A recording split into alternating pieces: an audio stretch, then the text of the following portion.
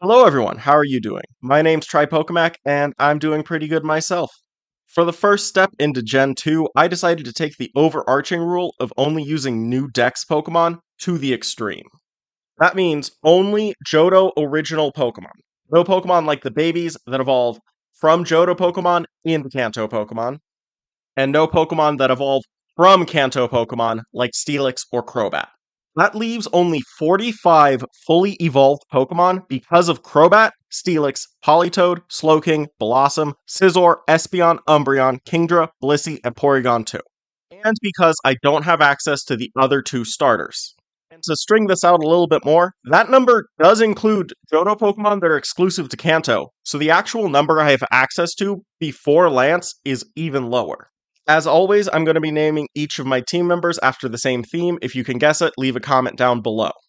But unlike the last set of games where I just named every rival hero, I'm going to actually name the rivals after a shared theme. If you have any ideas for future challenges, future nickname themes, or future rival names, leave them down below. If I use your idea, I'll credit you in the video where I use it, and if you guess the themes correctly, I will interact with your comment. Without further ado, let's just get right into gold. Starting right at the starter select screen, I got my first team member, King the Cyndaquil.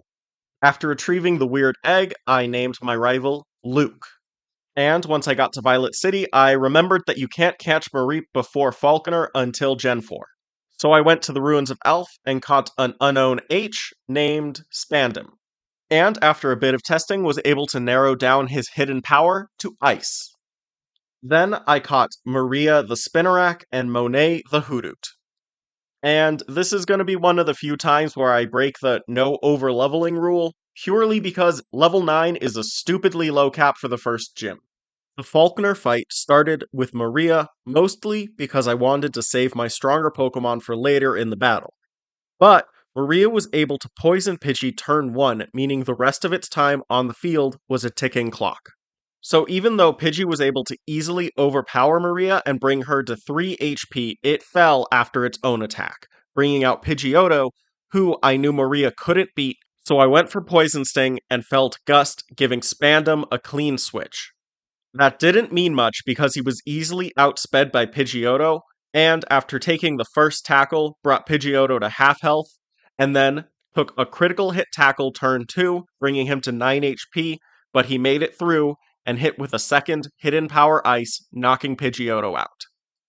I grabbed the egg and dropped it and Maria off in the PC and grabbed a Wooper off screen. So I grabbed another one on screen, but it was the wrong gender and already had the caught symbol next to it. Then I caught Kizaru the Mareep and Ryukugyu the Hoppip. I'm not going to cover any of the main rocket fights in these games, because if you're not the man Giovanni or his son, you're not worth my time. But as a result of those rocket fights, King and Kizaru both evolved, and I dropped Ryukugyu because I don't vibe with its moveset. I feel like the rival battle in Azalea is a lot like the rival battle on Route 110 in RSE. It's always the one to give me the most trouble, and like on Route 110, the region doesn't really open up until after this battle. This battle also ended up being really unlucky for me because Ghastly was able to hit Hypnosis turn 1, and Hody, my Wooper, didn't have many good ground moves until later, so it couldn't really answer to Ghastly. So even though it was able to wake up pretty soon after, it took a lot of unnecessary damage. And then Kizaru got hit with Supersonic and hit itself in confusion. It did break out of confusion on turn 2, but then was immediately confused again, so it was down to incredibly low health way too soon in the battle. Between Bite and Confusion, Zubat brought Kizaru down to 17 HP. He luckily hit Thundershock through confusion to beat Zubat, but notably was still confused when Croconaw came to the field. And Kizaru only took 10 damage from Water Gun, something most of my other Pokemon couldn't do. And I gambled that he could hit through confusion a second time, but no, he knocked himself out. With his only counter down for the count, Croconaw stood alone with nothing to answer to him. They each did a little bit of damage over and over as he tore through them. I'd make an anime or cartoon reference to, show how severe this beating was for me, but all of the ones I can think of are really bad spoilers, or don't really fit the situation. So instead, I'll try to get through that I genuinely thought I was about to lose this battle. Monet was the best option I had, and she fell within a few turns. Hody could barely do anything with Slam, and Spandam did even less. I know part of it could be chalked up to him using Leer, which dropped my defenses, but watching through the footage again, I don't think he ever followed up with a scratch. He always went for Water Gun. So between my poor special defenses, I guess, and my low speed, he was able to outspeed sweep most of my team while I could barely do anything. I was down to king and worried that Crocodile was going to outspeed me, so my first action was to throw out a smokescreen trying to ward off a water gun, but it never came because luckily my tackle on the next turn was able to finish off Crocodile. Unfortunately, Bugsy couldn't exactly follow up. Bugsy was another motivating factor for me to drop Ryukugyu from the team, although he was a pretty easy fight, mostly because Metapod and Kakuna can't do as much damage as his Scyther and don't have the ability to use U-turn to bring it out. Case in point, Metapod fell easily to Monet's Pex, and then with two Thundershocks, I was able to bring down Kakuna, but Scyther was a bit of a threat because of Fury Cutter. I feel like Fury Cutter is a bit of a slept on move, especially with all the buffs it's gotten fairly recently, especially with Technician and Stab that bring its base power max from 160 up to, I think, 250. And even though it only had 20 base power on the second turn, it still took Kizaru down to 5 HP, although Scyther did end up falling to a well-timed critical hit anyway. And even if I didn't have that luck on critical hits, I still had King in my back pocket, and if worse came to worse, I had Spandam's Ice Hidden Power. After beating Bugsy, I headbutted trees for a while, trying to find a Heracross. I was gonna teach it Rock Smash to fight Whitney because I don't have access to Muscle the traded Machop, but I couldn't find a Heracross tree, and you only get the TM for Rock Smash after you beat Whitney. So the only other fighting type I actually have access to in this game is going to be locked into Mount Mortar. So I just leveled up my team and hoped. And Hody and Monet both evolved. And Monet ended up staying on the team way longer than I thought she would. Goldenrod City Gym is notoriously hard, but spoilers for this fight, I don't think it outdid Luke and Azalea. King was able to take on Clefairy easily because Metronome didn't turn into any good move, and Double Slap only did 12 damage, so a critical hit on the third Ember dropped it and brought out Miltank, who was able to take down King in two stomps because the first one flinched and then the second KO'd. I brought in Hody to Mud Slap Miltank and take down its accuracy, but he fell in love with it. So over the next 5 turns, Rollout built up its power and knocked him out, having done literally nothing. Time-wise, I'm pretty sure a majority of this fight is just Cody doing nothing while being hit with Rollout. After that fiasco, I brought out Kizaru and only now realized that they're female. At least I didn't have to worry about Attract. The first thing I did with Kizaru was let off a Thunder Wave, which paralyzed Miltank, but that did nothing because every rollout still hit. Which meant that for the second gym in a row, Kizaru finished and clutched it with single-digit HP. This isn't even the most clutch I've been in Generation 2. Just wait for the Silver and Crystal challenges. The only notable thing between Whitney and my battle with Morty, other than my rival fight, was catching Pika the Sudowoodo. Remember what I said about rival battles, or just battles in general, being easier as the region opens up? That rings true with my battle against Luke in the Burned Tower. He opened up by using Curse with his Haunter against Hody, who was able to hit a Mud Slap, but it only left him with 1 HP, so Hody took Curse damage. But he was able to finish it off with a second Mud Slap and then tagged out to Pika. Zubat actually had Confuse Ray now, so it was more likely to confuse, and it did, but unlike Azalea Town, Pika hit through Confusion and O-code Zubat with Rock Throw on the first turn. Then I brought out Kizaru to get her revenge for Azalea Town by sending Croconaw flying with 2 Thunder Punches. Knowing that it would probably take a pair of Fire Punches or more to beat Magnemite, I brought in Hody one more time and Mud Slap brought it down to 1 HP. Unfortunately, I could sense the theme, and Hody wouldn't get Earthquake or any other ground move until level 35. But luckily, Slam was able to clean up, and then I took on Morty. Knowing that I couldn't trust Hody to sweep and Noctowl wouldn't get confusion until level 41, I opened with King. And he did pretty well. Ghastly fell to 2 embers, and the only move he was able to get off was Spite, which might as well have not done anything because it only decreased Ember's PP by 4. I expected Haunter to use Curse on turn 1, so I wasn't worried when I only took it to half health with Ember. But then it used Hypnosis instead, putting King to sleep for a few turns, so I had to wait while he took 42 damage from Nightshade. But King did wake up in time and was able to finish off Haunter, but in the face of Gengar, I decided to switch out. I ended up going into Pika instead of Hody, trying to see how they would do for the future gym battles. But she ended up being put to sleep and took massive damage from Dream Eater before being knocked out by a physical Shadow Ball. And hey, Morty, if you were trying to hit super effective ghost damage against my Quilava, remember that it doesn't become a ghost type until it evolves, in like 22 years. With Pika down, I decided to bring out Spandam because it would be their last gym battle, and I thought they could be the little unknown that could. But no, they got one shot by Shadow Ball, so I brought in Hody. Hody was able to get off his first Mud Slap after Hypnosis missed, but Gengar was left with maybe 5 HP and was at -1 accuracy, so of course Hypnosis hit the next turn, which meant that Gengar was able to heal up with Dream Eater over the next few turns before Hody woke up and was actually able to finish off the gym leader's ace, and that led into Haunter number 2.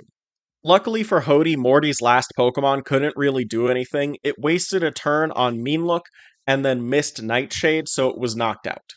And thanks to this gym badge, I can take on the remaining gyms in almost any order so long as Claire is the last one. Finally, having access to Surf, I caught Perona the Girafarig and took on the Red Gyarados, then the Rocket Hideout. Hey Lance, you're the champion, and you're supposed to be helping me out, but I'm still fighting the harder people. What did you do the entire time I was here? All you did was say, hey, we need a password, then it turns out we need 2, and you don't even find out any of them. Either way, after that, I caught Bluno the Mantine. He was also supposed to be just a backup, but I ended up using him more than I thought I would. But just like Pokemon Yellow, we're about to get into a marathon, but before that, Kizaru evolved into Ampharos. Chuck opened our battle by hurling a Strength Rock, which is very impressive. So it's a good thing our battle is between our Pokemon and not between our bodies. Because while he may be able to beat me in a fight, when it comes to Pokemon, I have a Psychic Giraffe and an Electric whatever Ampharos is. And I was feeling fancy because Perona had just learned Baton Pass, and I wanted to show off that I'm more than just an Unga Bunga super effective user.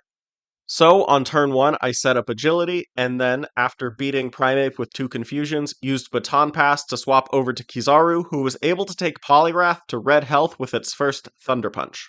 I was predicting that Chuck would heal his Poliwrath, so I went for Thunder Wave to paralyze it in case he did. That way I at least had a slightly better chance on coming turns, but I don't think Chuck can heal his Pokemon, so I should have just gone for game with a second Thunder Punch, which I did the next turn and knocked Poliwrath out. With nothing else to do, I went straight on to battling Price. I used Pika versus Price, mostly because I wanted to bring up how I feel like Rock and Ice are a weird type matchup. I don't think that one should resist the other. I think that they should be mutually destructive, since there are no types that currently do that, and the only ones we ever had were Bug and Poison back in Generation 1. But I also realized that Ice and Rock are really bad defensive typings, so adding an extra super effective to one of them would probably ruin the whole type. But on a similar note, why does Price use a seal which is mono water? I understand that Sneasel is used by my rival, so it shouldn't really be overlapped, but why not use Delibird? It's the only ice type from this generation that I can't think of a single trainer that uses it.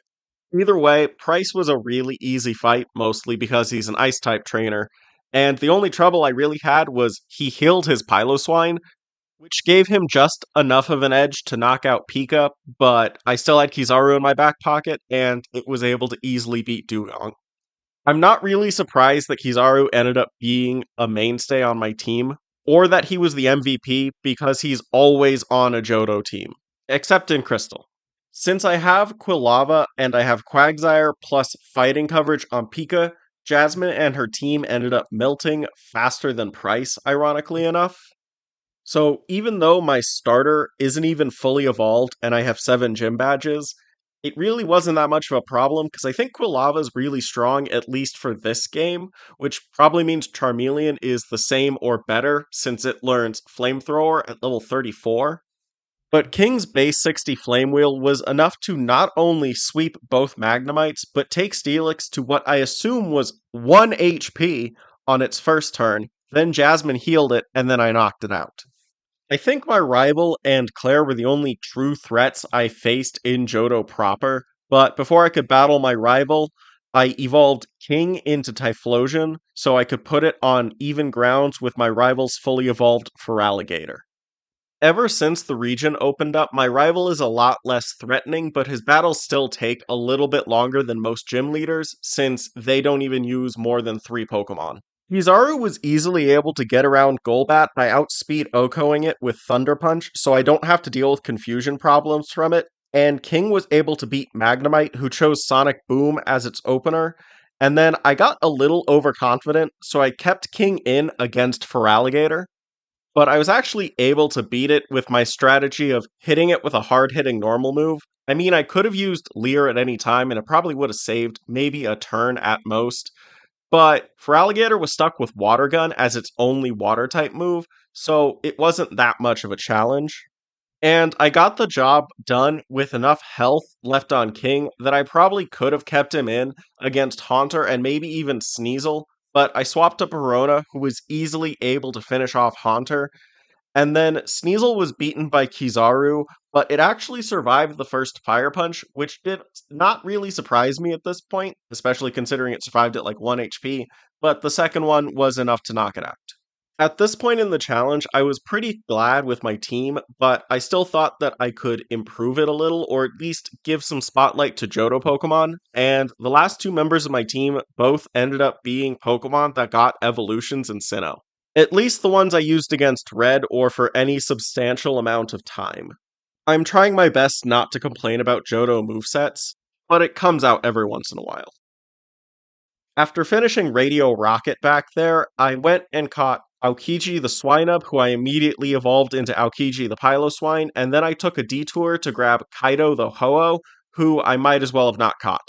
He was on my team for Claire though, but I opened with Kizaru because I forgot she doesn't get Gyarados until the remakes, so I decided to not risk the paralysis that caused me trouble with Lance and Yellow and went for Headbutt, and I still got paralyzed, but beat the first Dragonair easily, and I gave the second a taste of its own medicine with Thunder Wave before headbutting it, so it went down, but I knew I didn't have enough health for Dragonair number 3, but got off a Thunder Wave before being knocked out by Slam. I guess it was a bit of a misnomer to call Claire one of the true threats of Johto proper, since, at least for you, the first minute of this fight is just me alternating Thunderwave and Headbutt, and maybe getting a critical hit from Slam. Remember, when I do these voiceovers, I set the battle I'm talking over to 2 times speed, and it still took half the time to describe what happened that it actually took. Regardless, I switched over to Aokiji as soon as Kizaru went down. And because I didn't want to spend a bunch of time in the casino to get Blizzard and to rely on it since it misses so often, I relied on Icy Wind instead, which was more than enough to knock out Dragonair, mostly because of the work Kizaru had done. And a critical hit, but throughout this battle, what goes around comes around, because as soon as Kingdra came onto the field, Surf critical hit Aokiji and knocked him out. With Aokiji down, I swapped to King, hoping that Thunder Punch would be enough to paralyze Kingdra, but instead Kingdra set up Smokescreen, so I decided to be petty and set up my own Smokescreen, but of course, it did nothing coming from me because the next 2 Surfs both hit, knocking out King. Adding insult to injury, King missed his last move because of Smokescreen, so I swapped over to Bluno and decided to rely on Wing Attack, which ended up being what I needed to knock out Kingdra, partly because of the accuracy loss from my Smokescreen stopped Kingdra for a turn, and partly because a single Hyper Beam wasn't enough to take out Bluno. So after 3 turns, I took down Kingdra. Before the Elite Four, I grabbed my final new team member, Katakuri the Tyrogue. I would talk about how it technically is okay because he evolved into Hitmontop, but Hitmontop's moveset in this gen is another one that I don't vibe with. He learns 3 fighting offensive moves plus counter, one of which is a level 1 move in a game with no move reminder. And I don't have Pokemon Stadium, nor do I want to have to go through the hoops to get a move reminded. So instead, I caught an Ursaring named Devon. But since I couldn't add her to the team before battling my rival, instead I used Kaido for like the only time. My rival battle in Victory Road ended up being a lot more like Azalea Town than most of the other battles, primarily because I took the wrong turn in Victory Road, so instead of going to get Earthquake, I took on the one fight in Victory Road. So I opened with Perona versus Sneasel, which didn't really matter because 2 stomps were enough to beat Sneasel, but I had to live through a Fury Cutter, which didn't end up doing that much. I used Baton Pass for style points when swapping Perona into Kizaru, but we had an unfortunate replay where Kizaru was confused by Golbat and ended up hitting herself in confusion 3 times before I accidentally misclicked on Fire Punch, having to survive for an extra turn against Golbat before being able to knock it out. At least this time, Magneton was the follow-up to Golbat, so Kaido was easily able to melt through it with Sacred Fire. Even though he did end up getting paralyzed on switch-in, meaning he took a Thundershock the next turn, artificially extending his time actually on the team. Then, after a little bit of thought, I swapped over to King against Feraligatr, who took a Rage on switch in, which didn't do enough damage to really matter. Thunder Punch was able to take Feraligatr down to low health, but it got off a Scary Face, slowing down King. So he ended up taking a Water Gun the next turn, which did a little bit of damage before knocking out Feraligatr with Thunder Punch. I feel a little bad for my thieving rival that he has to deal with Water Gun on his almost level 50 Pokemon. Not bad enough to not laugh that his Haunter halved its own health with Curse, meaning that Aokichi, without Earthquake, was able to knock it out in one hit. Or that I always forget his Kadabra exists because in most Johto playthroughs I don't battle him in Mount Moon, and it got knocked out with a pair of wing attacks from Bluno. But my rival was still a pretty good warm-up for the Elite Four. Will and his pair of Zatus really should have used their Future Sight to see how badly they'd perform and how easily I could sweep his team. One Thunder Punch was all it took to take out Bird number 1. Jinx was able to survive Thunder Punch on a single HP and hit back with 5 double slaps, but Will didn't use the opportunity to heal, so Headbutt was able to clean her up. I didn't change my move from Headbutt when Executor came in, so I ended up hitting it for a fair amount of damage, but the important thing is I flinched it, and it fell to a Fire Punch immediately after. With all these headbutts, Kizaru might have a little bit of brain damage. I feel a bit sorry about that, but it didn't stop her from one-shotting Will's Ace Bird. Slowbro was a little lucky because on switch-in, I decided to go for the misclick Fire Punch, Thunder Punch combo, which, as you can guess, didn't do a lot of damage, then did a lot of damage, taking it to 1 HP because on turn 1 it used Amnesia. But Curse couldn't save it, and Will didn't heal, probably knowing he was about to lose anyway, so Headbutt finished it off. I added Devon to the team before fighting the League and used her against Koga, and a single slash was enough to bring down Koga's Ariados without a crit, because in the big wide world of poison types, in this game, Koga might as well have specialized in Bug. And Venomoth came and went as fast as it did when it was still Sabrina's Pokemon. Koga sent in his Fortress third, so I swapped over to King, giving him time to set up spikes. And he was able to actually get off a Protect on turn 2, saving himself from the first Fire Punch. But a quad weakness is a quad weakness, and when he had to face his fears, he went down in one blow. After that, I had a judgment call and decided to throw in Perona against Muck. Muck was able to get off a free minimize because of the switch, but it wasn't enough to get around my first Psybeam, which took him down quite a bit of health. But he was tanky enough to survive it. But he got off a second minimize, and my god, I hate evasion. Because Perona ended up missing the next Psybeam and was toxic poisoned in exchange, starting a ticking clock. And unfortunately, because she missed again, that ticking clock was silenced very soon because of a critical hit sludge bomb, so I ended up switching back to Davon. And a misclick lick ended up paralyzing Muck, but Davon ended up getting toxic, missing the first slash, taking a sludge bomb, but then retaliating with a critical hit slash of her own, taking Koga down to just his Crobat. I don't like Crobat's gold sprite. It looks shifty, like it's gonna try to sell me MLM essential oils. And his evasion trickery solidifies that.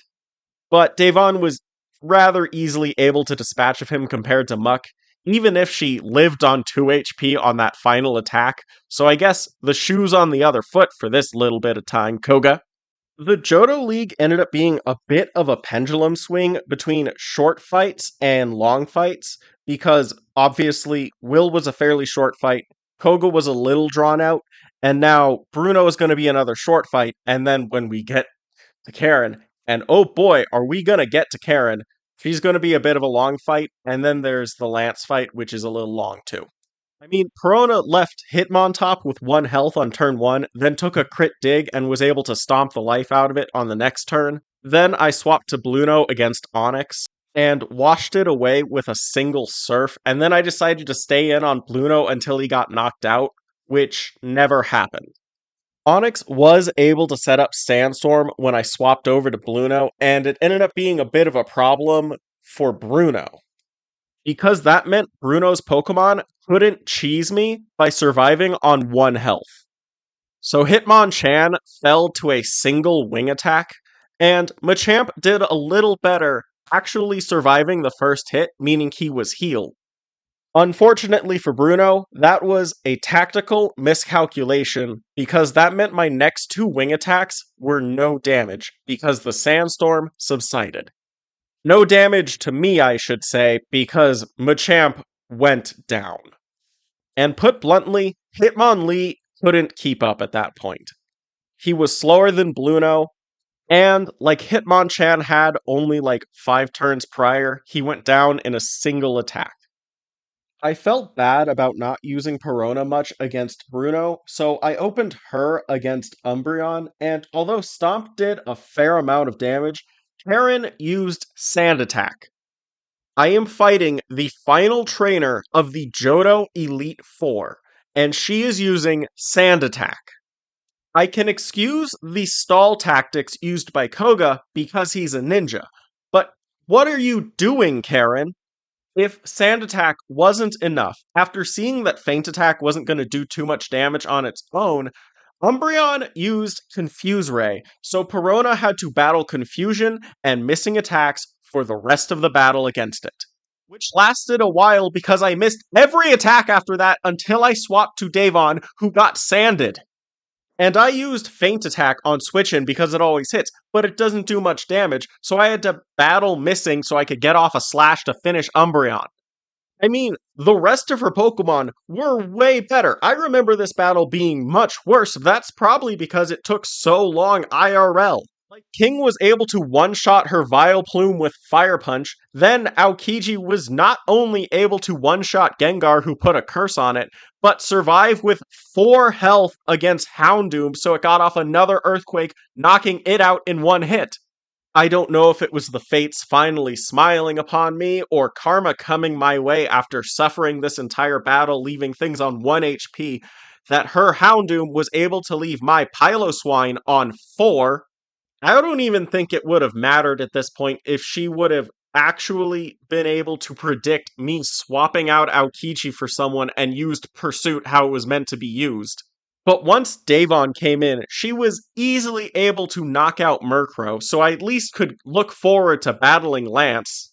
I'd much rather deal with someone who spams full restores and uses 3 Dragonites than someone who uses Sand Attack on a level 42 Umbreon! I stepped away for a little bit before battling Lance to calm myself down, and I did the same thing when recording this, so let's just move straight on to the final battle of the game. Without Intimidate, Gyarados fell to a single Thunder Punch, and I swapped to Bluno against Dragonite number 1, not realizing it was the one with Thunder. But I guess my Bluno is the cooler Gyarados because despite having the same type combination, it survived the first Thunder and was able to get off Confuse Ray. I mean, if Karen can do it, I can too. Bluno paid for my sins in blood by being knocked out the next turn, though. With his sacrifice, I made a clean switch to Aokiji, and Icy Wind knocked out Dragonite number 1 after it hit itself in confusion. After his first Dragonite, Lance used Charizard and then Aerodactyl, so against Charizard, I swapped to King as a pseudo honor battle because they have the same stats.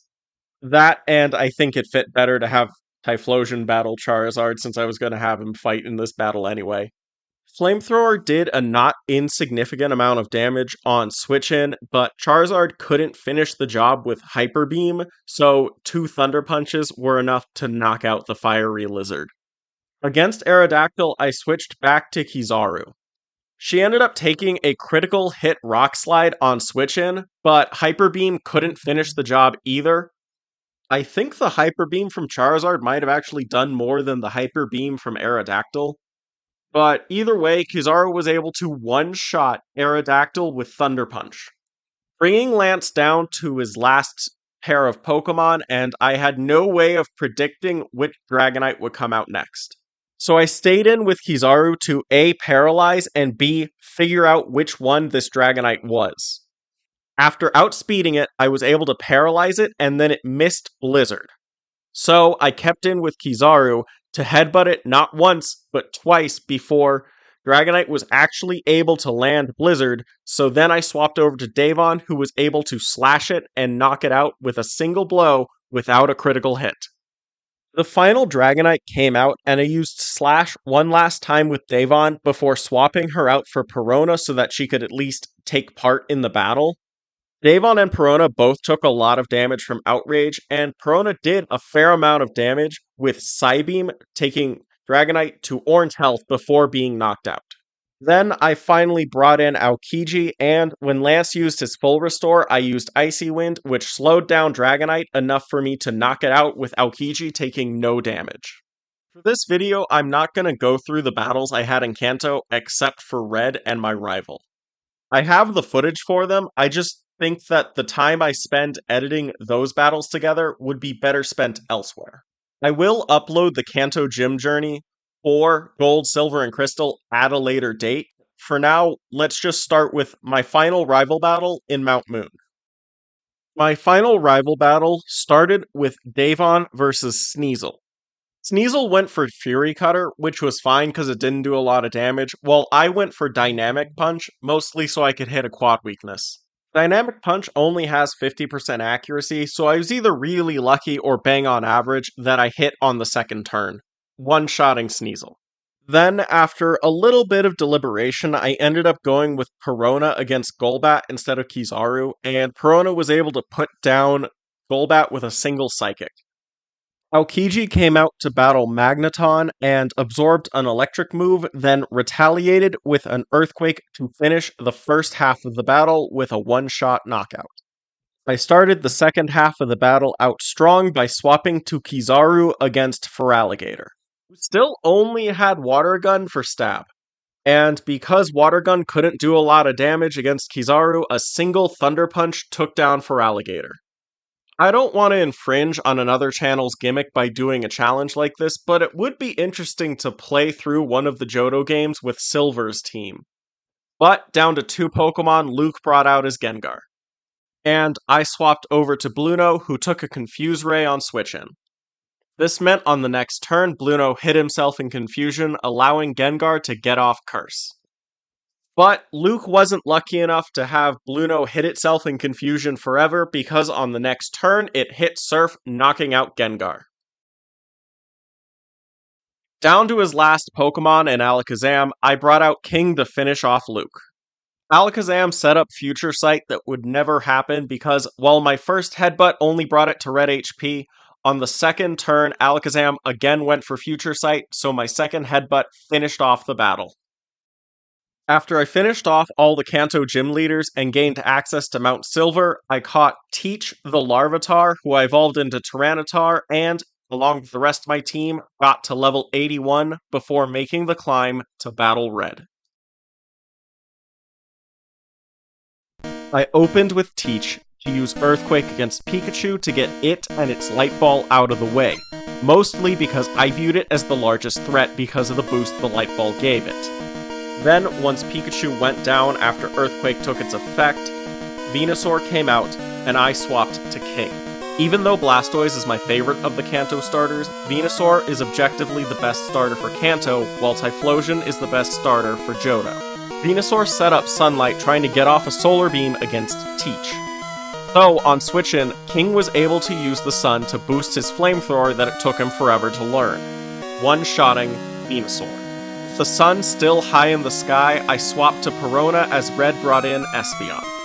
Since Espeon set up a Reflect, I took advantage of Crunch being special to first take Espeon to Orange Health, and then to no health, while its Psychic barely phased Perona. When Snorlax came out, I swapped to Davon to try and use Dynamic Punch to try and knock it out in a single hit to avoid rest. My first attempt missed, but it meant that Reflect timed out, so while the second one hit, it was also able to hit with full force, and although it did not knock out Snorlax in a single hit, it confused him, so on the next turn, when it hurt itself in confusion, it fell by its own hand.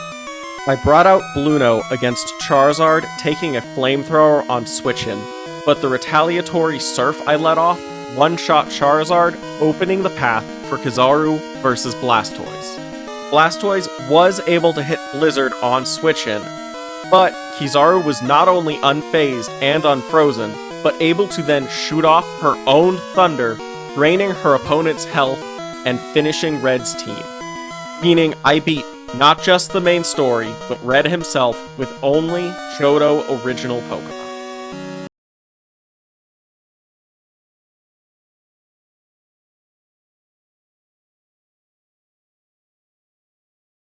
I'll be honest, I'd rate this team, not just the one I battled Red with, the one I battled Lance with, and many of the ones in between and even before that, pretty highly. One of my favorite things to do in Pokemon is use Pokemon I don't normally use, like Girafarig, Unknown, Sudowoodo, or Mantine. But like I mentioned with Hoppip or Hitmontop, I don't like being kneecapped by poor movesets, which is a big problem in the Johto games. This team was less impacted by those shallow move pools than my Crystal team, but using Thunder Punch and Icy Wind against the champion or Red makes those battles harder than if I had access to Thunderbolt or Ice Beam, or having to wait until right before the league to get ground coverage on Piloswine since it doesn't learn any by level up. I chose Cyndaquil for this run, but my original plan was to choose Chikorita, but I saw how limited my access to fire would be, but as you can see with the grass types I used in this game, it was very limited to just Hoppip or Sunkern, so I didn't end up using a grass type on my team. And as a result, this challenge ended up being easier than I expected, but not because I had access to better Pokemon, more that all of my opponents were just as constrained as I was. Meaning that even though we all had the same shallow move pool, I could basically counter anything they could throw at me, but my team and their EVs could throw stuff at them they couldn't. That final note, I'll say that my next upload is the inverse of this challenge. So remember to love yourselves, and I'll see you all in the next upload.